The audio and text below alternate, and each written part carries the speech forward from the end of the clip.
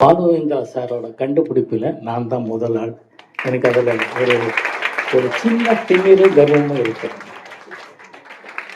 அவர் வாக்கிங்கில் அவரோட ஷோல்டர் அவர் அடாப்ட் பண்ணிட்டு இருந்த விதம், அதை பார்த்து ரசித்தா அம்மாவுக்கு தெரியும். நம்மளால அவ்வளோ ரசிச்சிருக்கோம். உதாரணத்துக்கு உங்களுக்கு சொன்னோன்னா, Viv Richardson West Indies player இருப்பார். அவரோட பழைய பிளாக் அண்ட் ஒயிட் படங்களில் அவரோட யூத்தில் அவரோட ஆட்டிடியூட் பாருங்கள். யூல் ப்ரூனர் ஒரு ஹாலிவுட் ஆக்டர், அவரோட வாக்கிங் ஸ்டைல் பாருங்கள், அவரோட ஆட்டிடியூட் பாருங்கள்.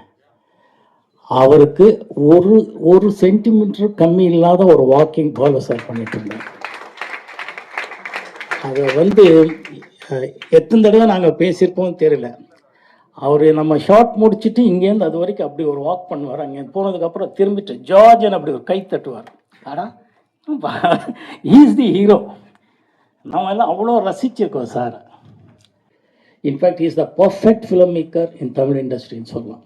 டோட்டல் அவரோட மியூசிக் சென்ஸாக இருக்கட்டும், டைலாக்ஸ் ஆகட்டும், எடிட்டிங் நாலேஜ் ஆகட்டும், லைட்டிங் ஸ்டைல் ஆகட்டும், அவருக்கு இருந்த கான்ஃபிடென்ஸ் இருக்குல்ல லைஃப்பில், வாஸ் எக்ஸ்ட்ராடினரி.